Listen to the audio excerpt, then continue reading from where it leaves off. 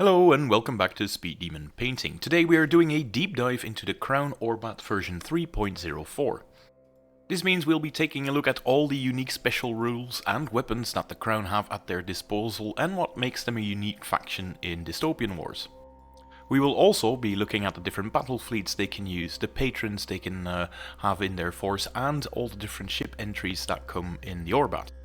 The ship entries, however, are not arranged alphabetically and per position trait like they do in the normal ORBATs, but they are arranged according to the sprue that you can find the entry on and the battle fleet box that you can buy that has the models in them.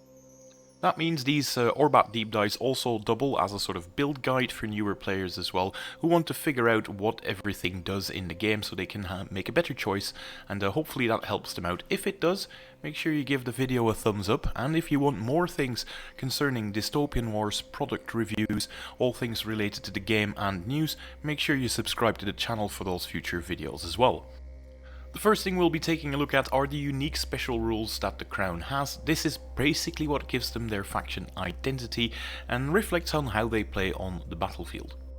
As a whole, the Crown is a very tough and durable force that really has excellent crew on there as well, which is a consequence of their centuries-long proud naval tradition, really. That toughness element is reflected in their Guardian generators, which are a unique type of shield generators used by the Crown that work slightly differently from the other shield generators employed by other factions. The first unique thing is that a model can have multiple Guardian generators if they so desire. Once per round at the start of the activation phase, but before either player activates a unit, the players add up each friendly Guardian generator in play, and each friendly Guardian generator adds points to form a Guardian points pool. This pool can then be used to sort of protect yourself from incoming fire. The number of Guardian points contributed is indicated as a number next to this rule. When any friendly model with a Guardian generator is declared the target of an attack, before the attack is rolled, declare how many Guardian points from the Guardian pool will be used, and these points are deducted from the pool for that round. For each point spent, remove a single die from the attack action dice pool. This basically means that all the Guardian generators form this type of network within the Crown force, and you can decide yourself as a Crown player how hard you want to nullify an attack made by the enemy, because nothing is stopping you from just throwing all of your Guardian points against a single massive enemy attack to really take the sting out of it. But if you do, you're sort of done for the round and you will have spent all of your points. The trick to being a good Crown player is to sort of estimate like how much an attack can actually damage you, and to sort of prevent that heavy damage with that Guardian pool. However, much like shield generators, these Guardian points cannot be used against every type of thing in the game. They cannot be used against ramming actions or attacks with the arc, bomb or submerged qualities. Another cool thing about Guardian generators is the following. The Guardian points pool is unaffected by models with the generator offline critical marker during the round. However, such models that have an offline Guardian generator do not contribute to the pool if they still have an offline Guardian generator at the start of the activation phase. This basically means that Guardian generators can still be used even if you got the generator offline result, but the only bad thing about it is that your Guardian pool will maybe not be as big as you would like if you are the Crown player, but your opponent can't just slap a bunch of generator shutdowns on you and expect that Guardian pool to go away. It is not affected that way. It also notes that any of the points that you have not used at the start, at the end phase, at the maintenance step of the end phase, they are pretty much lost, and generators listed on this unit's profile may not be removed or replaced unless it is actually specified. Generally speaking, the Crown doesn't have a lot of unique special rules, however they all interact in a very interesting way, and Keep Calm and Carry On, Lion-Hearted Crew, Royal Engineers and Loyal She Began, Thus She Remains all sort of intermingle and interact with each other in a very fun way. The first one of these is Keep Calm and Carry On, which is typically found on British units. This unit treats the effects of Chaos and Disarray as the effects of an emergency instead.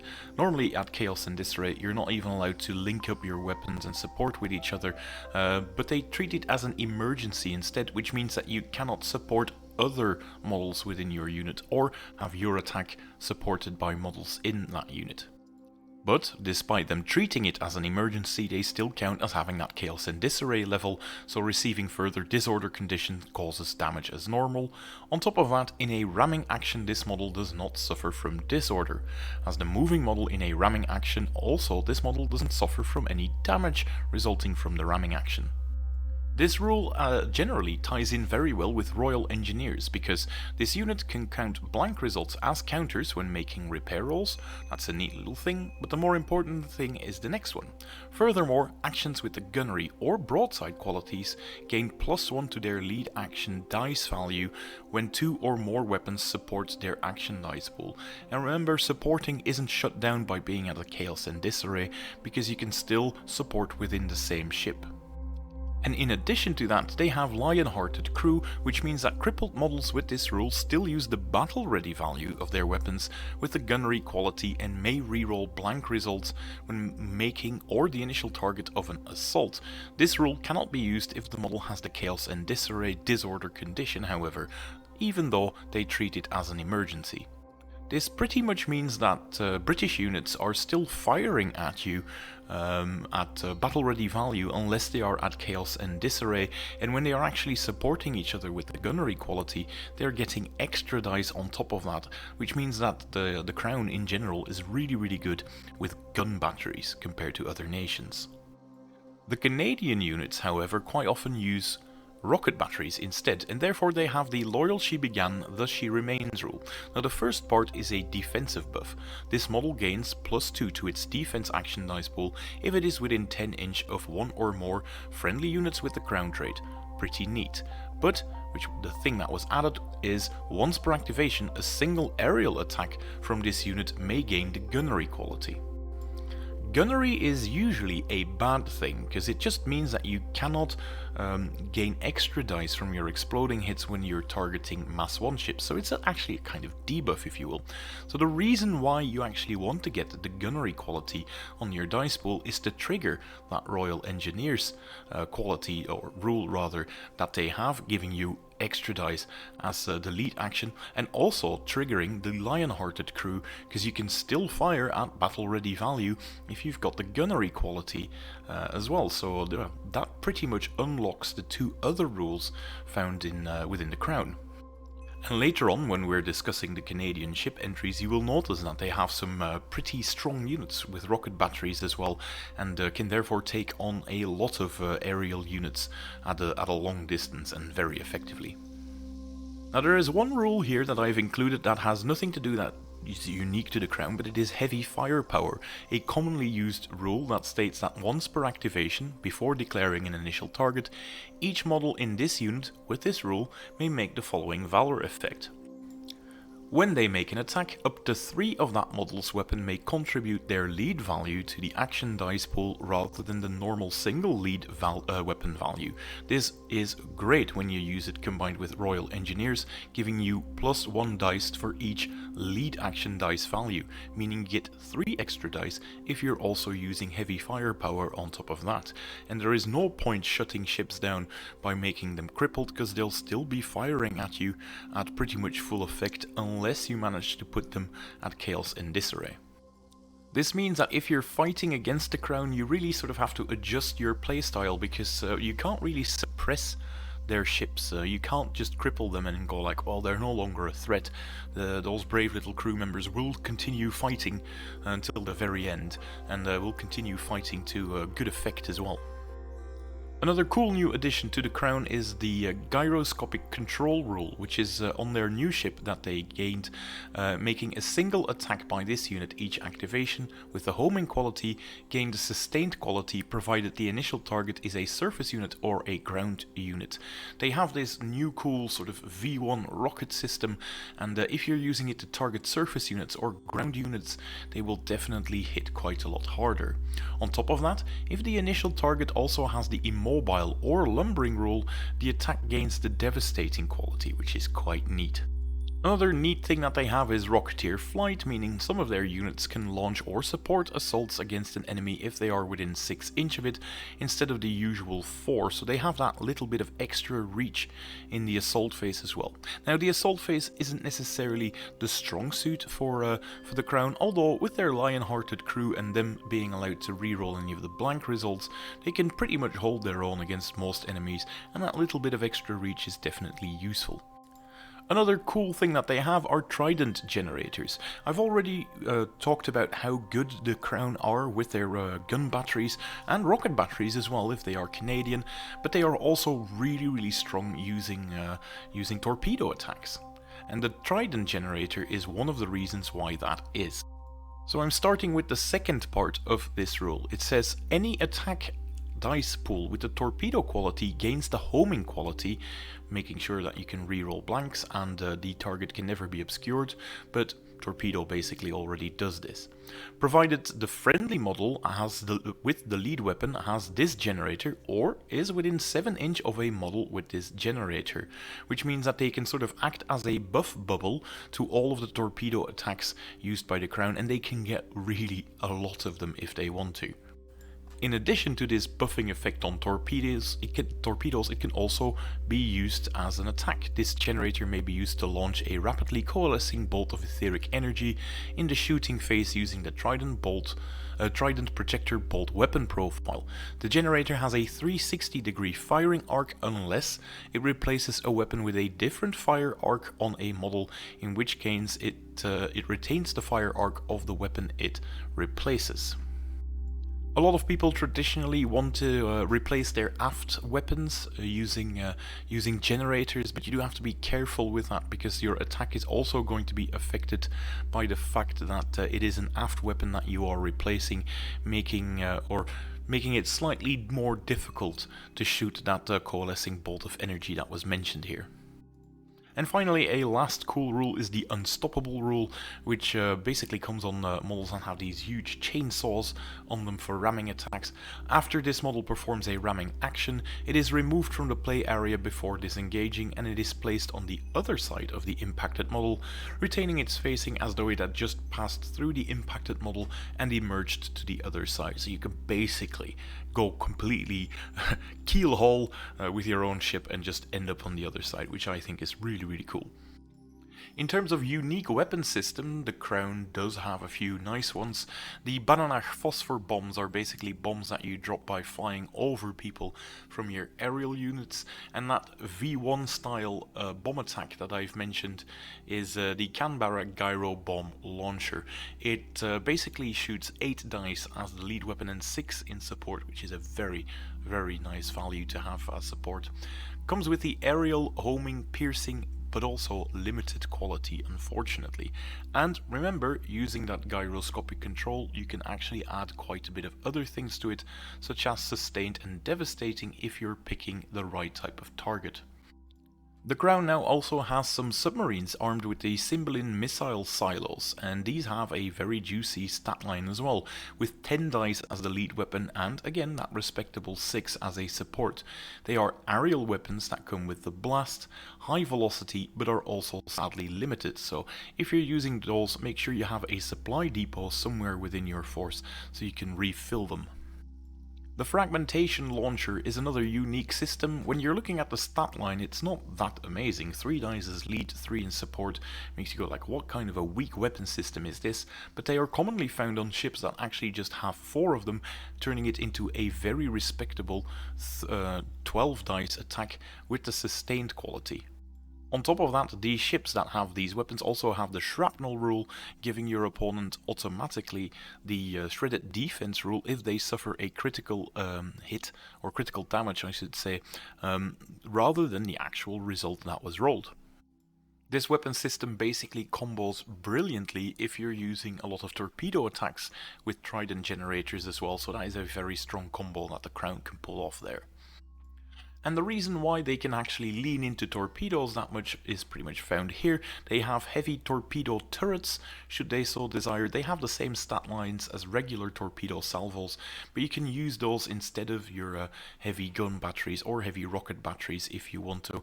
And they also have the regular torpedo turret, the smaller one, which still has a very respectable 5 and 3 dice in support if you're shooting it at closing or above, which means that, yeah, they can get some really nasty little dice pools out of their torpedo attacks. And then one weapon system that hasn't actually been released yet is the Majestic Gun Battery. So there's no model for it yet, and it's been slightly changed. It is no longer compatible with other gun batteries because it now comes with the extreme range quality, which means that you can't stack them up anymore at all with regular normal gun batteries and heavy gun batteries. They don't shoot well at all in closing range, in point blank range rather, because they only have a paltry 5 and 3. However, at closing range they basically shoot with the same stats as a heavy gun battery, so that's pretty neat.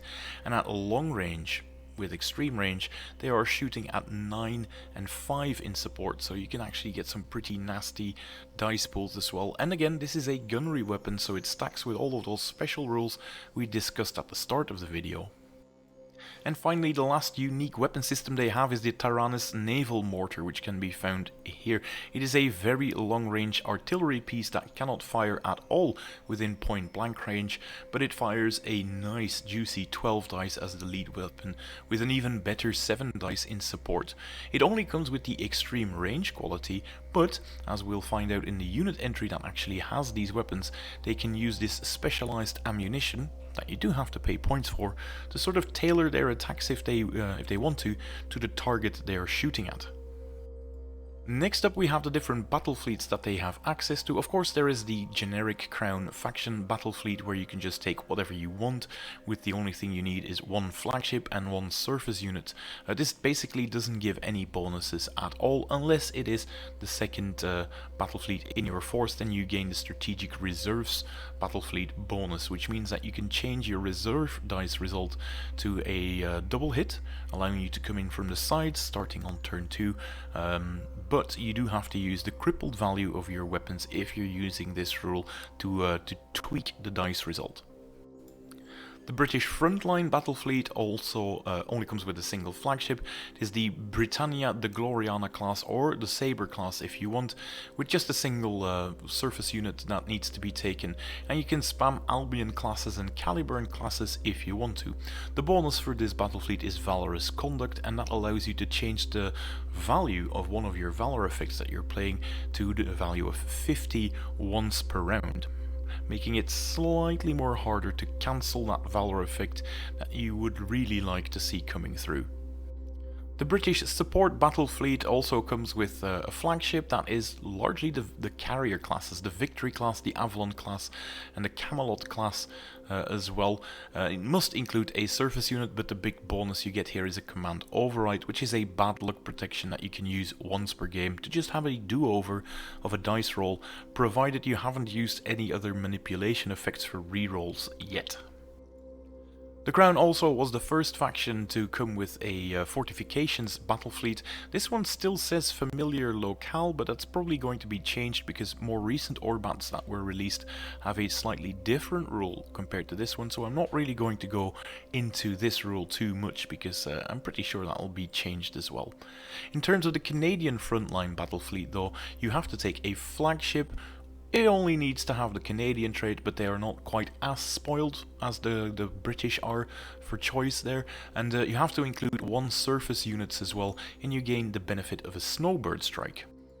Now the Snowbird Strike is an SRS strike that you can do in turns 2 and 4 of the game, making maybe made at the start of the 2nd and 4th battle round of the encounter. In a Snowbird Strike, the Crown player creates a stack of SRS tokens, 1 token for each unit that is in the battle fleet in the play area at the start of the round. So if you're using a Canadian frontline battle fleet and you want to max out Snowbird Strike, you want to add as many units in it as possible. These SRS can be used exactly as though they have been launched by a unit in the battle fleet, allowing them to be placed against targets in the play area within 40 inch of any unit in the battle fleet itself. They may be combined with other SRS tokens as well, and all SRS tokens in a Snowbird strike are discarded at the end of the 2nd and 4th round, so there's no use in using them in battle rounds 3 and 5, etc.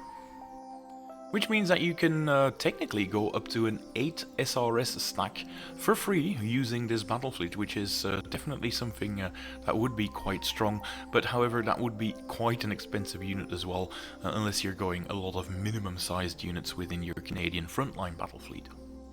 The other option is to have an East India Trading Company battle fleet, which basically means that your flagship must have the East India Trading Company trait, and one surface unit needs to be included as well. Now they must have either the British or the Indian Raj trait. The Indian Raj trait, however, cannot be found yet in this Orbat, so that is a bit of an Easter egg of stuff coming up in the future. Units replace that British or Indian Raj trait for the East India Trading Company trait as well, and they gain a couple of extra rules as the battle fleet bonus. They all gain the Auspicio Regina and East India Privateers rule if they do not already have them, and for a bit of clarity, I've actually included them in this slide as well, because you'd need to go and look for them in the Adventurer class for details. That first rule basically allows them to use a card to score a victory condition. If they do so, you can roll a die, and if you roll that lucky exploding hit, you do not discard the Victory and Valor card and instead return it to your hand. There's a caveat though, these are not infinite loops of victory points, because you may only roll once per card and cannot play a return card immediately to score additional points. But nothing stops you from just using that card that you scored victory points with as a Valor effect later on down the line, so it's not like you have an infinite loop. You do get some extra cards though. Next up, the East India Privateers rule allows models in this unit to reroll blank dice result in any action dice pool, which is quite strong. However, the East India Privateers rule only applies during each round where the force this unit is part of had more victory points than their opponent at the most recent check for victory step, and the check for victory step is made at the end of turn 1, so do not expect to gain this benefit in turn 1 as well.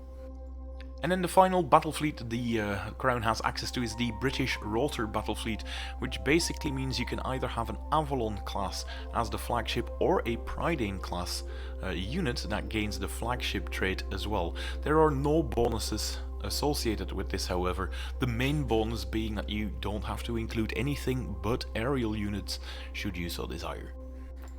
And then a very unique mercenary battle fleet is included in this Orbat, which is the Nautilus mercenary battle fleet.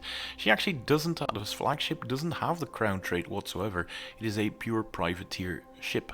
The flagship must be the Nautilus, and the rules for it are included below for this one.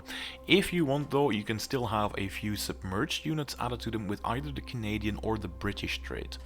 Now the Nautilus ship costs 130 points, and you're getting a Mass 2 submarine for it with quite a high citadel value of 15, which is nice, but it is a bit on the expensive side for what the ship has to offer stat-wise. However, this is a ship with Devil's Own Luck, allowing you to cancel a Valor card from your opponent using any value rather than having to exceed the value of the card being played, which is quite strong.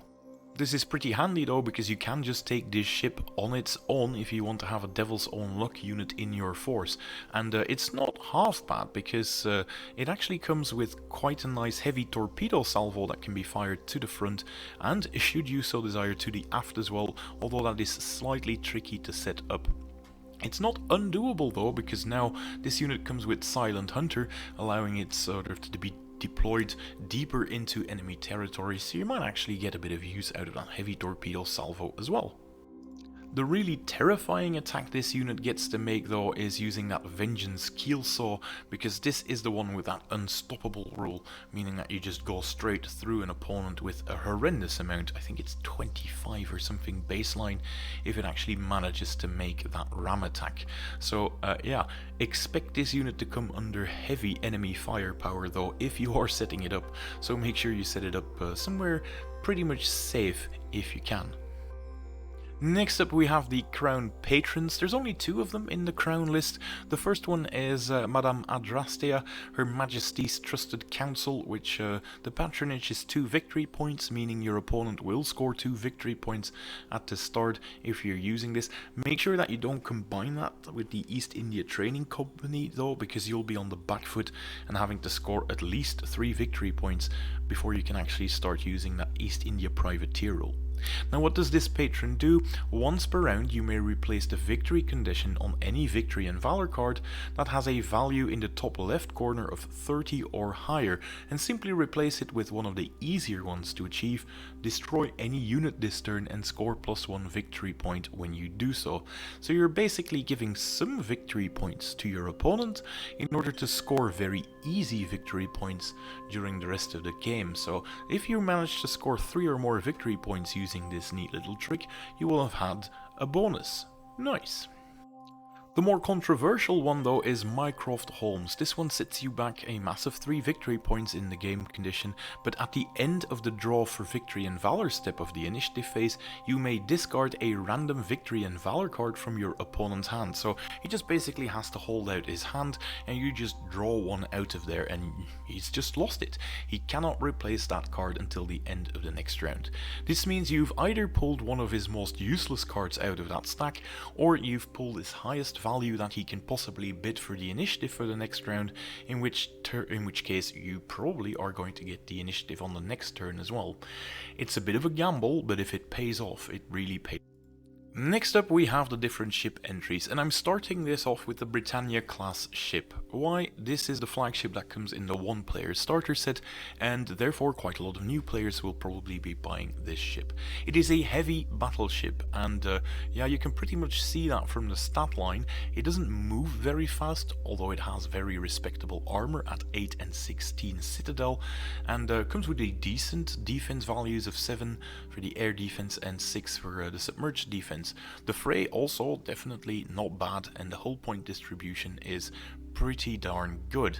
It does clock in at the more expensive end of battleships at 270 points, but you're getting quite a lot out of it because pretty much all the weapon systems start with heavy.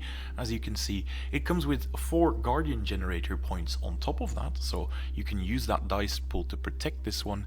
It comes with heavy firepower, and we've also already discussed how well that stacks with the Royal Engineers rule as well, combined with a lion-hearted crew. So this is a very, very potent standard heavy battleship for the Crown. Now this battleship does have a few neat things that you can do with rocket batteries, for instance, but I wouldn't do that because then you end up losing quite a lot of the utility with the Royal Engineers rule, so I wouldn't do that. And you can also go for torpedo turrets if you want, but if you're doing that, you're better off getting just the HMS Phaeton, which is a named variant of this ship that basically swapped out 2 of the heavy gun batteries that are aimed to the front with heavy torpedo turrets, and it has swapped out the aft heavy gun battery with the Trident generator. So that was that combination we talked about at the start of the video, and on top of that it gains the Torpedo Master Calculator rule, allowing for a single attack with the torpedo quality by this unit each activation to receive 2 extra action dice and gain the Devastating quality. Now I had to almost giggle there because Devastating really is the name of this attack. It has caused quite a bit of gnashing of teeth because it gains an extraordinary amount of hits if things go your way. However, the big downside of course is that you cannot attack any aerial units using this ship, so it's a bit of a sitting duck if all your opponent has left are these aerial ships. Another neat Britannia variant that you can play with is Her Majesty's ships, the Indefatigable. It clocks in at 295 points, meaning 25 points more than a standard Britannia heavy battleship, and at the first sight it isn't all that much different. The big difference is the fact that it also gets Devil's Own Luck, which is a very strong ability to gain for 25 points, and you get Giant Slayer, allowing you to reroll blanks if you're shooting at mass 3 and above targets as well, and yeah, that's a pretty solid deal for just 25 points. The one-player starter set also comes with frontline sprues, so we are talking about those first. The bread and butter cruiser from the Crown is the Albion cruiser, coming in at 101 points now. Now for that investment you get a ship that has a prow ram, making it quite decent at ramming. However, with its weapons, 2 heavy gun batteries, you kind of want to be in the medium range to get the most out of that one. And it is not exactly the easiest ship to pilot, because it does have a heavy gun battery at the aft arc with 270 degrees firing, meaning you're better off shooting to the sides, port or starboard, with these 2 heavy gun batteries so they can link up and support each other. That makes it slightly trickier to use on top of the torpedo salvo that it has that can only fire in the front arc. However, if you find this difficult as a new player, I actually have a Tactica video on the channel, which I'll link in the description below, on how to make the most out of these types of ship and how to best maneuver with them when you deploy them. You can also go for the heavier version of the Albion, which is the Lancelot heavy cruiser. The main difference is the fact that its citadel value gets bumped up, and on top of that it gains an extra bit of submerged defense, value protection, and an extra hull point. But this does clock in at a quite expensive 31 points. However, that is not the only thing that you're getting on top of that. The largest part of that points increase is the extra gun battery that it gains, which is pointing towards the front as well. This does mean that this kind of ship can be used to make it slightly more easier to pilot by swapping out the rear heavy gun battery for a generator of your choice, really. If you're going for the generator route, that you can definitely consider using one of the speed increasers or even a fury generator to create a ship with heavy broadsides that can also be quite nasty when it comes to boarding actions as well, if it has the additional fray to it. And if you give it a fury generator, its speed will actually match up with the Albion cruiser, and you might even get to use that prow ram while doing so. Apart from these cruisers, you will also find the Caliburn frigate on this sprue, which is a very cheap little frigate at only 30 points, but it doesn't come with a lot of weapons. It just has a single gun battery and a light broadside, which can pack a punch if you get to point blank range, and there's enough of these Caliburn frigates, but on its own they're not really all that impressive. Being on their own though isn't what these Caliburns do, because you can take up to 5 additional models for a unit of up to 7 of them, and at 30 points they are remarkably difficult to destroy for your enemy. I mean, armor 5 and citadel 11 means that they are quite annoying to shoot at, because yeah, they can survive quite a few punches with their 3 hull points as well, and they don't shoot half bad. I mean, they get focused gunnery to make the most out of their gun batteries as well. Combine it with Royal Engineers, and then they're quite a bit of respectable firepower coming out of a 210 point unit that actually moves reasonably fast and can drop an extra mine token as well to make life more difficult for your opponent. All in all, I think these Mass 1 ships are quite often neglected by a lot of players, but generally the big problem the Crown has is having units that go out there and grab objectives from the opponent early in the game, and these Caliburns achieve that because they are fast enough to do so, they are durable enough to do so, and when they get there they actually have a bit of teeth as well when it comes to damaging the opponent. So do not neglect these tiny little ships, they are really, really good. Next up we have a couple of options that I would only start building if you have a more advanced collection that have a few Albion cruisers, for instance. The first one being the Picton light cruiser. This one clocks in at 95 points, so there's only a 6-point difference with the Albion, but when we look at the actual model itself, it does swap out the heavy gun battery in the aft for a front facing regular gun battery, and that does make it an interesting choice because it means it's very much easier to pilot this ship. It's pretty much a full frontal facing ship that you can take. But again, the points reduction that you get is not that massive, so learning how to use Albions effectively might be a better call if you're a beginning player. You'll pay a bit of a learning tax in your first couple of games, but so be it. I mean, we all have to learn somehow. The other option is the Bedivere monitor, which is the lightest armored variant of them all. It doesn't really go that much faster, and it swaps out the gun battery, the heavy gun battery, the one heavy weapon it has, for a heavy rocket battery. Now it does come with a very interesting Skyfire, making it better at shooting at aerial targets, and if you want to, it also has Maritime Patrol, making it better against submarines.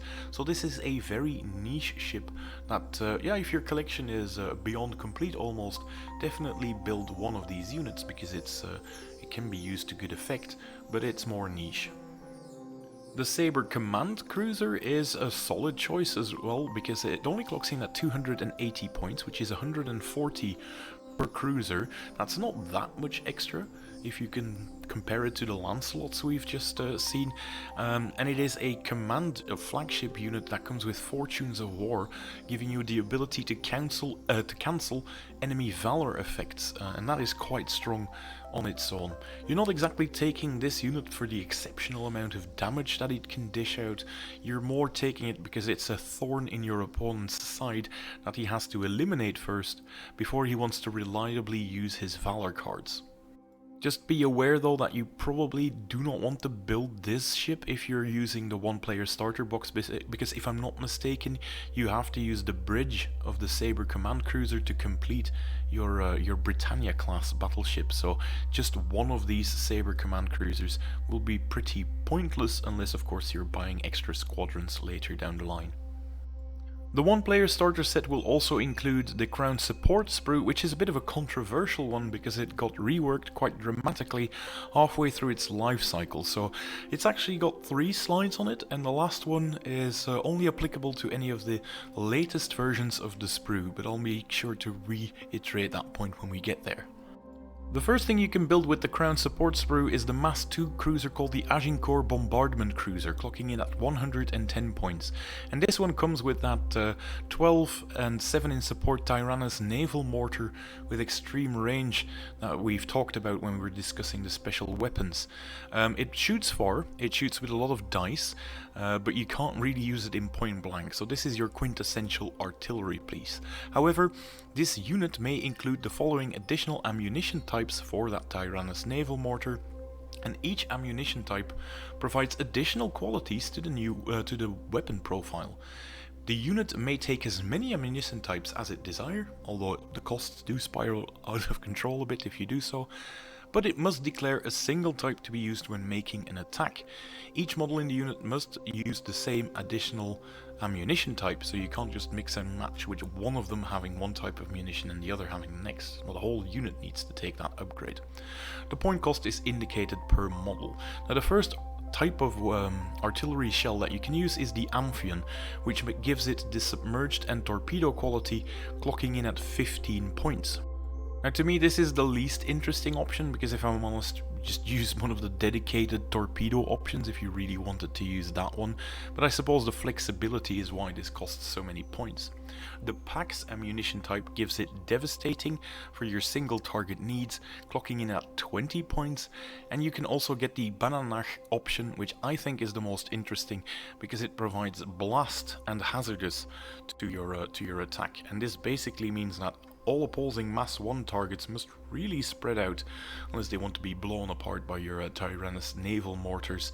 But you don't necessarily have to take this, you can combine it with another one, because with Rippled, giving it sustained, the single damage output is also significantly higher, and I prefer to have a combination of these two, the Bananach and the Ripple, on the ships, so you still have some flexibility for area of effect attacks, or some extra single target damage output, I should say. The other option you can build is the Athelstan Flak Cruiser, also an interesting one because this one comes with those 4 fragmentation launchers that we discussed at the start of the video as well, and it can be attached to a flagship with the British trait as well if you want to. Remember, these cause your opponents, thanks to the shrapnel rule, if you do manage to get a critical hit on the opponent, it will automatically be a shredded defense, which combos really well with torpedo attacks. So if you're taking a ship like the HMS Phaeton that we've discussed earlier, the Athelstan Flak Cruiser can soften it up, and then just your opponent is going to be a sitting duck against that massive torpedo attack. Although do be aware that 12 dice usually isn't enough to cause the shrapnel rule to kick in against most flagships though. And then the third build option is the Hotspur Support Carrier, 135 points, which is on the higher end of the scale for these Mass 2 SRS carriers with a 4-2 capacity, but they do come with the Guardian generators as well, and seeing how you cannot have them at Chaos and Disarray, they can always launch their SRS. You got to remember, other carriers at Chaos and Disarray are no longer allowed to do any special operations, and launching SRS is one of them. And if you really want to go to town with your Hotspurs, you can make a maximum sized Hotspur carrier unit, which can then be upgraded for plus 20 points, giving them the Elite Defiant Fighter Squadron, the #1 squadron. Now, if the majority of your SRS attack run are #1 squadron SRS tokens, you will actually gain the sustained quality to that stack. And you gotta remember, if you manage to do things right with your SRS, you'll also have weight of fire, allowing you to reroll blanks and a dice result of your choice, meaning that their SRS attack runs can become really reliable thanks to this upgrade. On top of that, that reliability is still a thing, even if your opponent does some good interception rolls, because these #1 SRS tokens can only be intercepted if there are no other regular SRS tokens left in the stack. On top of the Mass 2 cruisers that we've just discussed, this sprue can also build the Morgana Assault Submarine. These clock in at 87 points, and they are pretty much not the fastest moving submarines in the game, with 4 hull points as battle ready and 2 in crippled value. However, their low armor does mean that they are quite vulnerable to enemy attacks. The good thing though is that you can actually deploy them closer to the enemy using the Silent Hunter rule, and that is needed because one of the most devastating attacks that they have is the Vengeance Keelsaw ramming attack. If that manages to hit an opposing vessel, that vessel is going to be in a lot of pain, but yeah, it does come towards them at a rather predictable pace, even though some things like full steam ahead, allowing them to double their drift, gets them there slightly faster. You still have to bridge 20 inches with Silent Hunter before you can start using it though.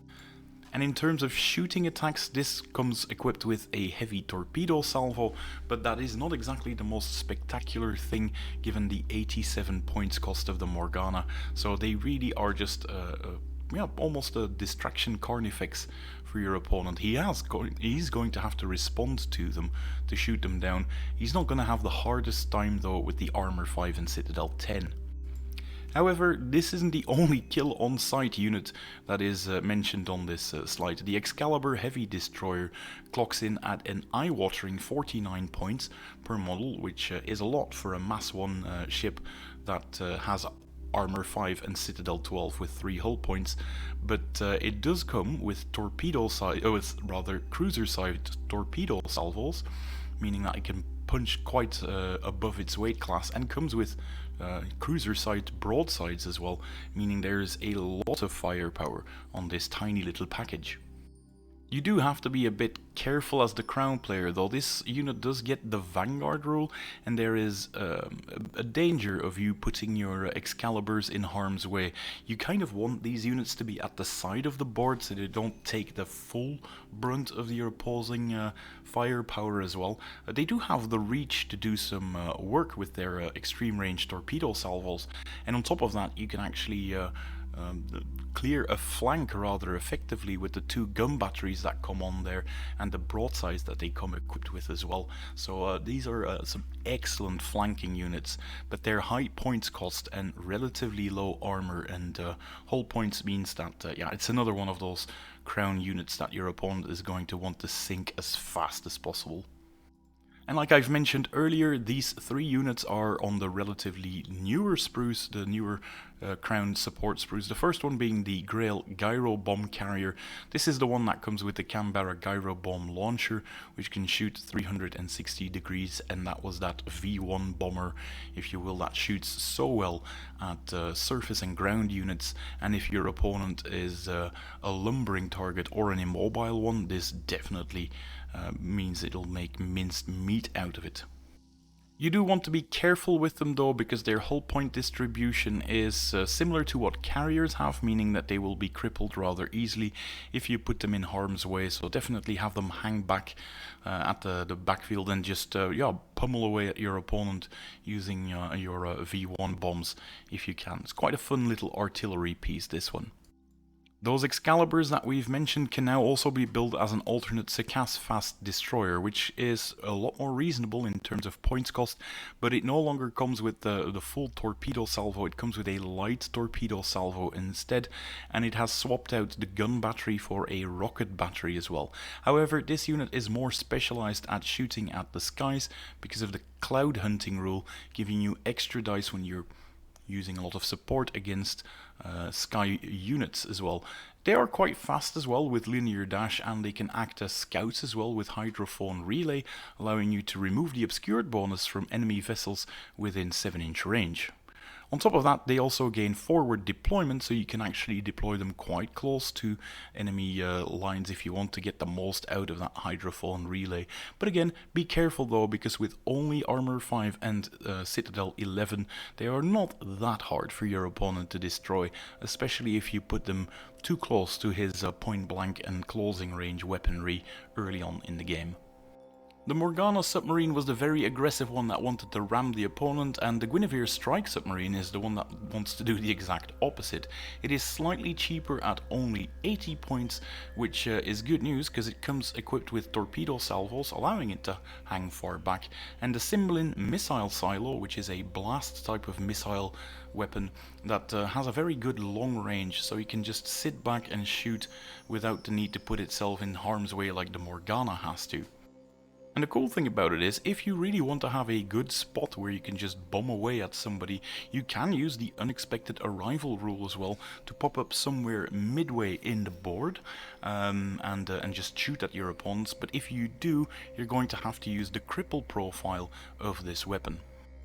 And the real danger is these missile silos are also limited, so if you're going to have that one game if you're using that tactic where you shoot them at quite bad crippled stat values, and then you just run out of them as well to rub a little salt in that wound as well. So make sure you don't get caught out using this trick too often. And then also another thing, but this goes for the Crown in general, that you really want to be careful of, is they have some really good units that can hang back and pummel away at the enemy with heavy firepower. But if you use too many of those units, too much of a good thing, you actually might end up with a force that is not able to go out there and claim objectives from the enemy on missions such as the oil fields or missions such as hold at all cost. So that's why I was such a big fan of the Caliburn, and why I think these types of units are important, because if you take too many units like the Guinevere, you're going to have to sort of really think about what the rest of your force composition is going to be like. Now, speaking of being able to go out and claim objectives, the aerial sprue is very much the thing that can achieve this. You've got the Prydain War Rotor, which for Crown standards is pretty fast with its speed 8, clocking in at 117 points though, and it comes with 2 heavy rocket batteries, which means that you're not getting that much use out of your Royal Engineers if you're using this one. However, you can change those heavy rocket batteries for heavy gun batteries if you want to, or some heavy torpedo turrets too, although I think this choice is less appealing. The heavy gun batteries though are quite strong, because aerial weapons or rather aerial units, do not count an extra range band further if you are shooting at other aerial units, making this one really good at hunting down other aerial targets, especially with the cloud hunting rule that it also has. And the only real sacrifice that you have to make for being an airborne cruiser is one hull point less in its crippled value. Now remember, being crippled isn't that big of a deal for the Crown, so you can really feel that one at the end of the day. But if you look at the rest of them, you know, they come equipped with Guardian generators, they still have a torpedo salvo, and if you're good enough to actually be able to fly over your opponents, you can start bombing them as well with the Bananach phosphor bombs as well, and they come with power slide to sort of adjust themselves even more easily during gameplay. I am a big fan of Prydain War Rotors, especially because you can turn them into a flagship unit as well to act on their own, or just include them in any really British frontline or support fleet. I always have a soft spot for them. Another unit that I absolutely love after I have used them is the new Saxon Scout Rotor. Now they come in at 40 points, which seemingly is a lot for something that shoots with a light torpedo salvo and a single rocket battery. However, the big deal now is that they come with corvette duty as well, meaning that they have a 4-inch bubble around them where they can actually add an extra dice to defensive dice pools, and they can reinforce that defensive gameplay that the Crown already has to create some really obnoxious castles like I've done one time before.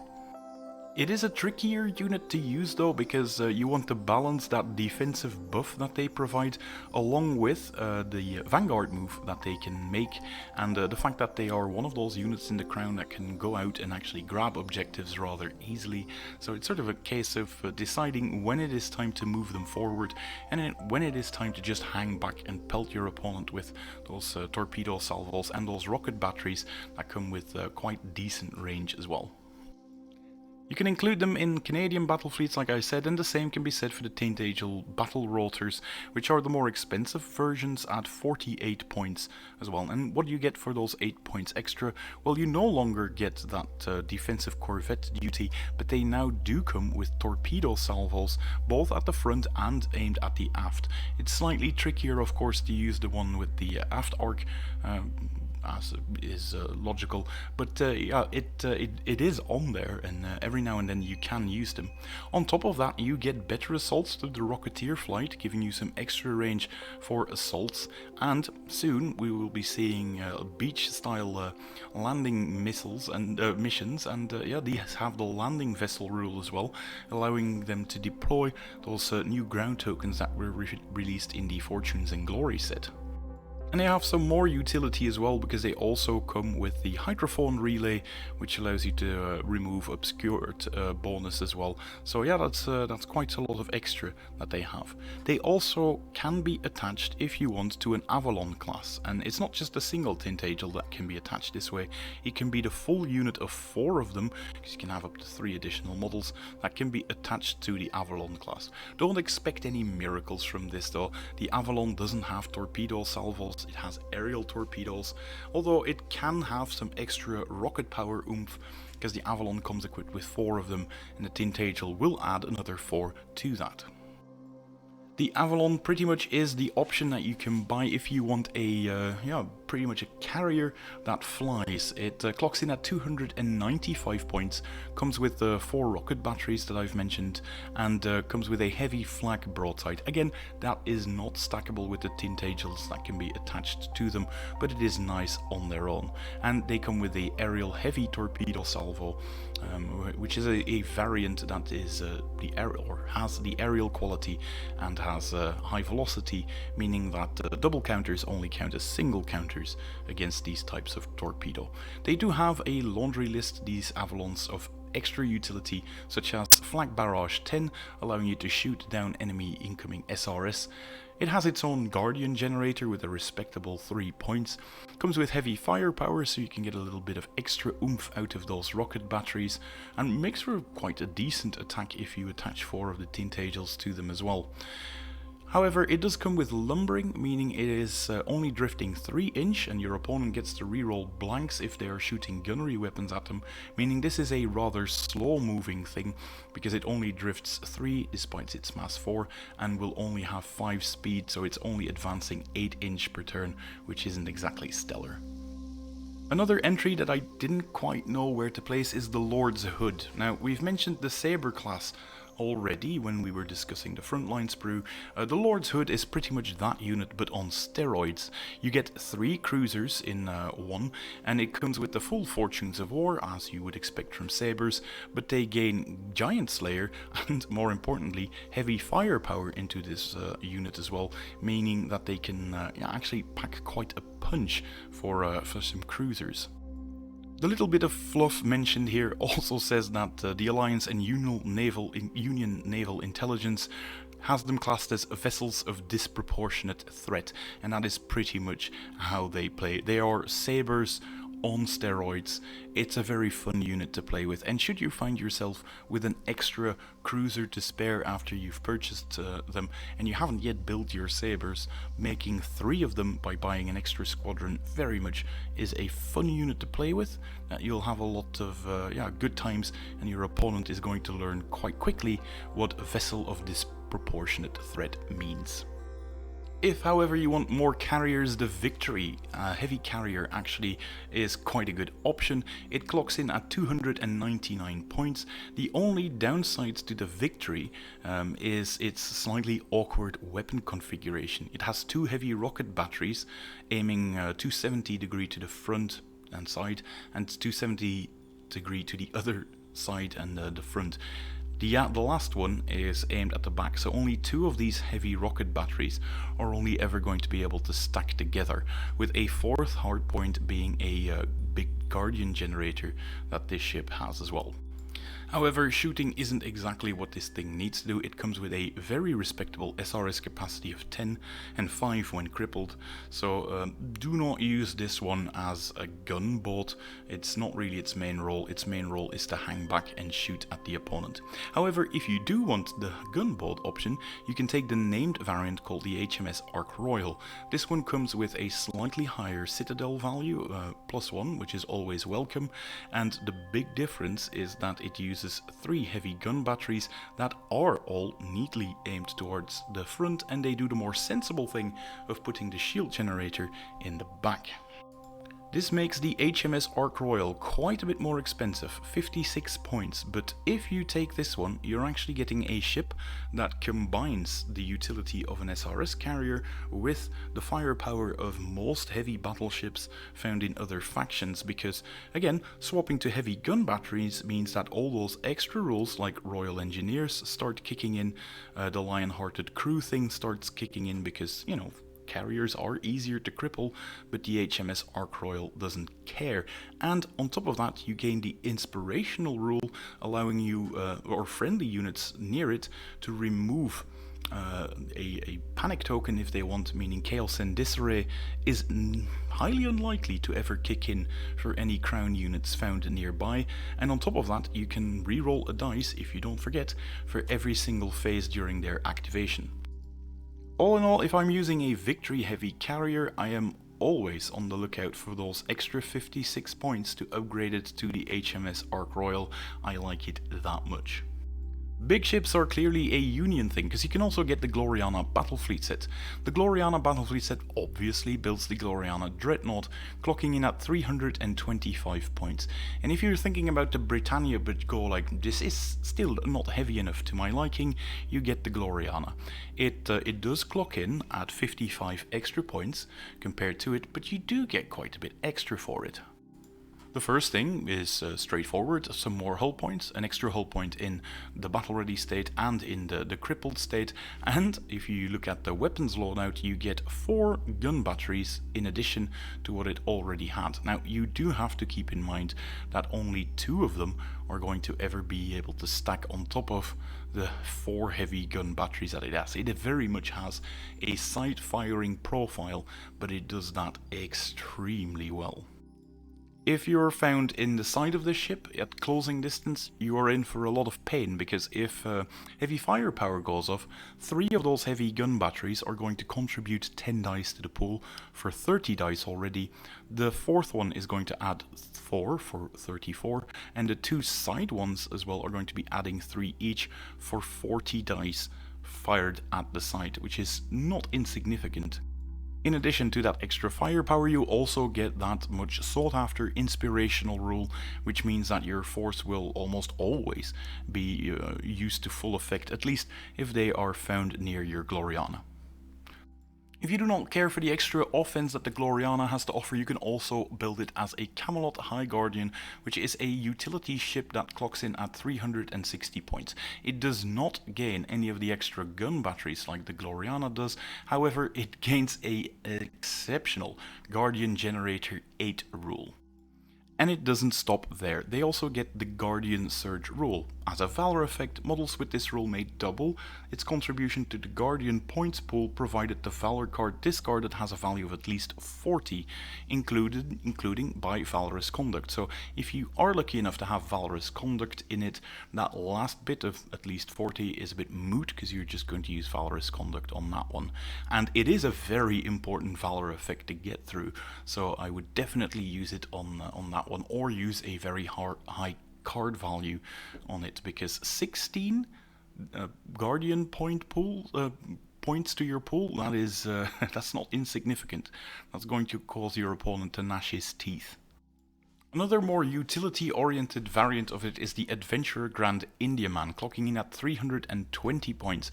It has the weapon loadouts of the Gloriana, however it does have some extra special rules to it.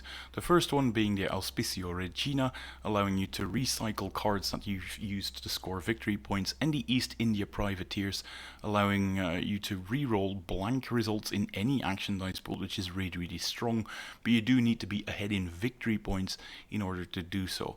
On top of that, it comes with logistical support, giving you an extra card as well, and it comes with the Supply Depot, allowing you to restock those limited weapons if you want to, and useful freight to sort of have a sneaky little look at the top Valor card and actually just place it back where if you like the card, or just remove it and dump it if you dislike what you're seeing.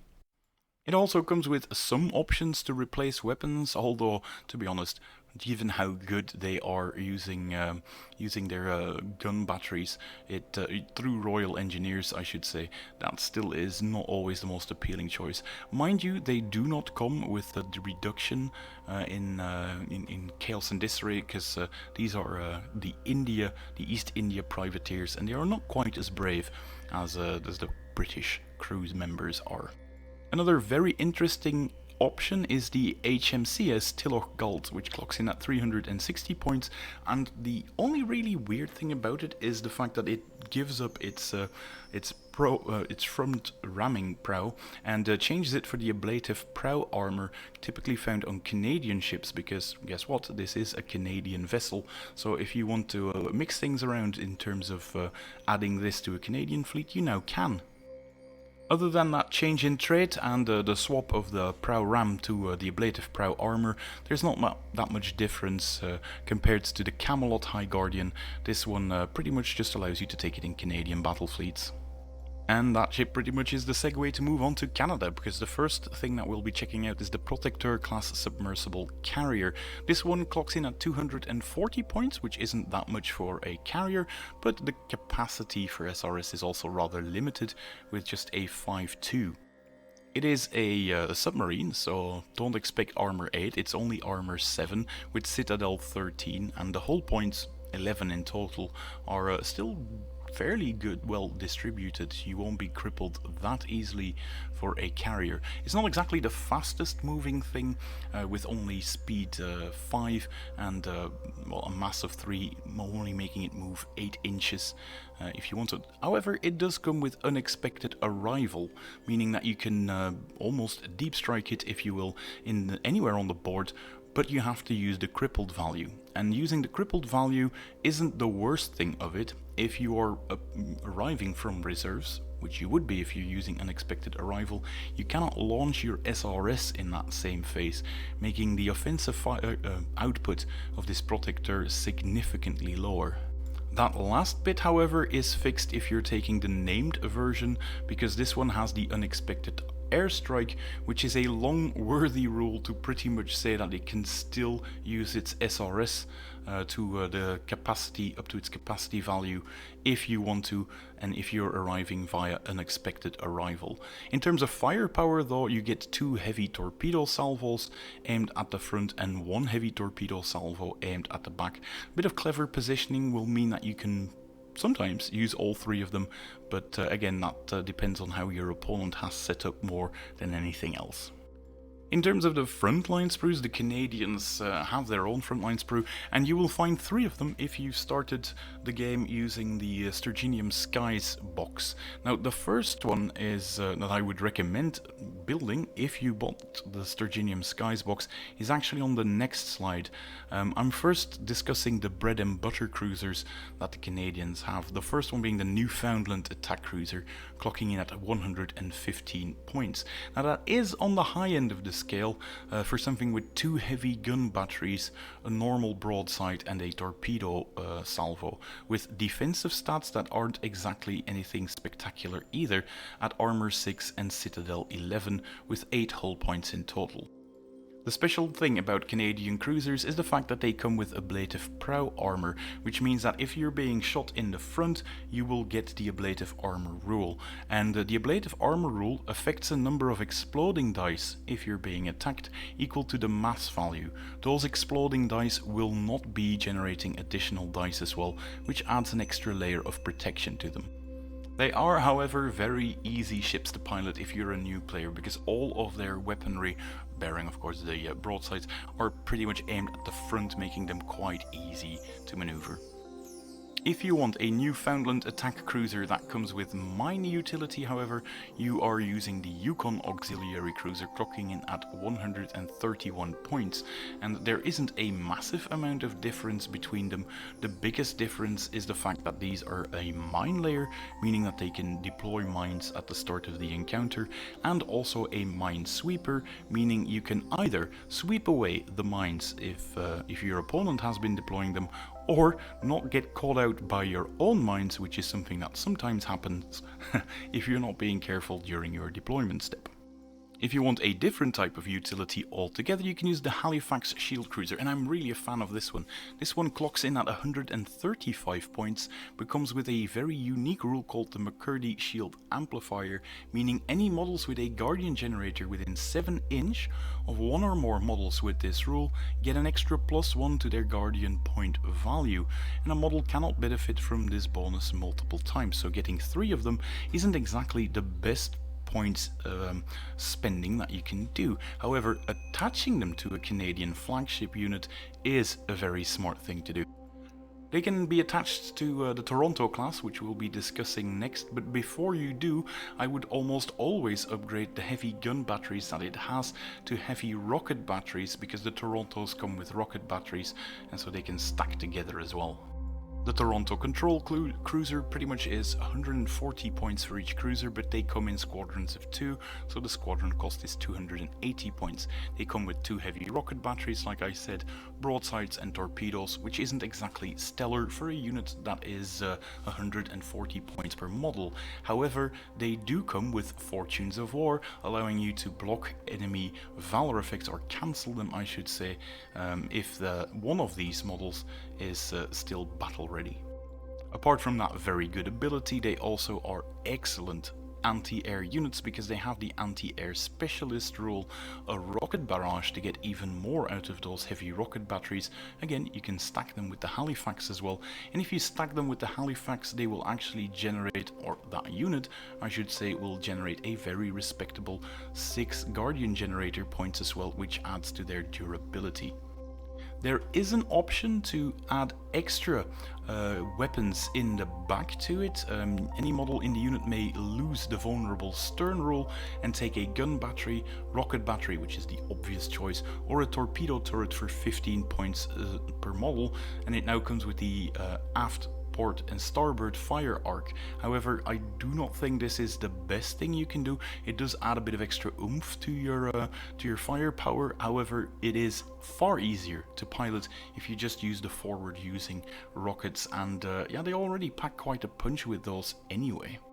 This unit does not have heavy firepower though, but you have to remember you can use their weapons as gunnery weapons should you so desire through or to benefit from Royal Engineers. So your lead rocket battery would shoot or contribute 10 dice. The 5 other rocket batteries, if a Halifax is attached, would add another 20 to that for a total of 30 dice already.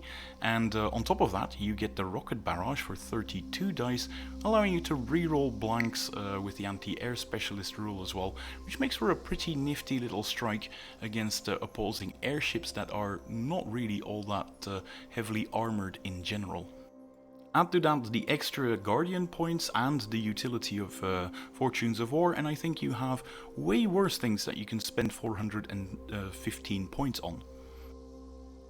The Canadians also come with one of the better submarines in the game, the Orca Hunter submarine, which is a submarine that has 3 hull points with a rather low amount of armor, but that is typical for submarines of this type of class that fire a torpedo salvo, but it only costs 33 points per model, and you can have up to 4 additional ones for a squadron of 6 with Pack Hunter, which is quite reasonably strong.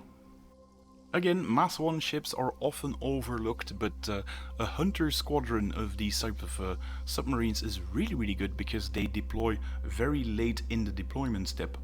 Typically after opposing carriers have already deployed, meaning if you want a nice sniper unit that can sort of look at where your opponent is trying to hide his carriers and then counter deploy with this unit, it's fairly easy to do, and with their extreme range they are able to sort of hang back, move forward and still reach those enemy carriers. So again, very solid investment to make if you're a new player. Less than 200 points for a lot of strike power. And you mustn't forget you can make this extra juicy if you include a Trident generator somewhere in your force to make this already impressive amount of firepower even worse for your enemy. The one entry from the Canadians that I actually do not quite like is the Bonaventure Strike Cruiser. This is the one that comes with the heavy gun batteries, 2 in the front and 1 aimed in the back. It does mean that you get all of the benefits from Royal Engineers and all of that. They are reasonably fast in a straight line thanks to linear dash, but the main reason why I've never really cared for them all that much is because you want to have that front facing your opponent for the ablative prow armor, and that sort of is difficult to do if at the same time you have to expose your side to really benefit from that extra gun battery compared to the Newfoundland, for instance. And I'm not entirely sure if it is an omission, but the Bonaventure Strike Cruiser still has vulnerable stern, which is quite odd because the Toronto Control Cruiser actually loses vulnerable stern if it takes that type of armored setup in the back with an extra gun. So I'm actually hoping that gets scratched if this Orbat is updated. The last types of units you can include in your Crown list are the different battle platforms. These are used on the generic platform kits that you can buy that pretty much are for any faction, but they are manned by the Irish. The first one is the Belfast Offshore Support Platform, clocking in at 68 points and giving you 2 regular gun batteries. Now these platforms have the immobile rule, meaning that they can't be moved, which makes sense because they're sort of bolted onto the seabed as well, and they do provide a bit of extra utility through heavy escort, giving you 2 extra defense dice if you're close enough to them, and advanced repair facilities allowing them to even repair hull damage to ships that are close by. However, they also have the strategic asset rule, and this one's quite interesting because if this unit survives you actually get a victory point at the end of the encounter if you have done so. However, if your opponent was able to destroy them using an assault, a boarding action, then you will actually have given a victory point away to your opponent as well. So they can be deployed using the forward deployment rule, but don't get too greedy doing this, because if your opponent can board them, you're actually giving away victory points. However, for 68 points they are providing quite a lot of utility, because they also come with the supply depot rule, allowing you to refill those limited weapons, of which the Crown have a few, and they also come with useful freight, giving you a bit of card shenanigans as well, a bit of card manipulation. If you do not want the utility side of it that much, you can go for the more heavily armoured Dublin Heavy platform, clocking in at 160 points. It still has that same lower armour from the rest compared to the rest of the battle platforms, at only armour 5 and Citadel 12, which is nothing to write home about, and only 12 hull points isn't exactly that much for something costing 160 points. However, they do get you 3 heavy gun batteries, although if we're looking at the firing arcs, only 2 of them can ever stack together.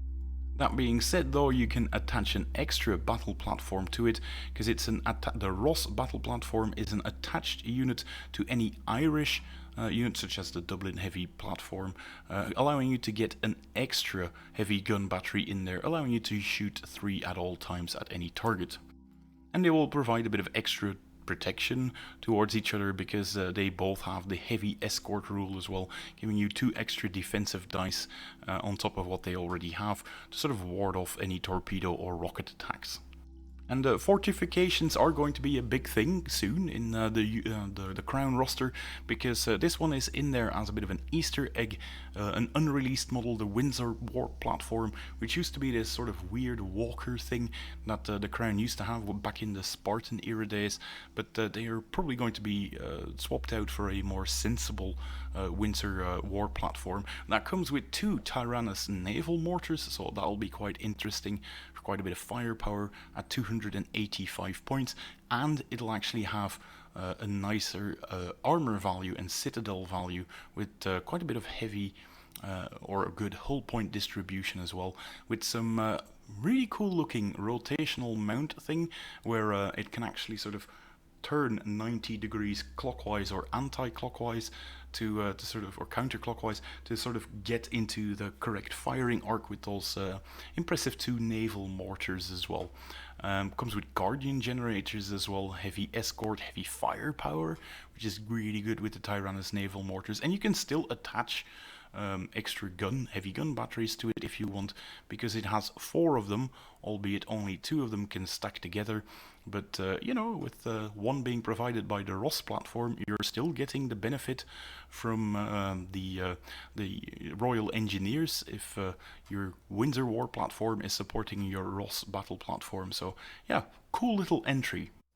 That was it for today's video, though if you've stuck with it the whole time, thank you very much.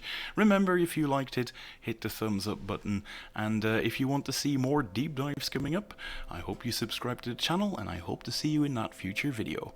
Until then, bye!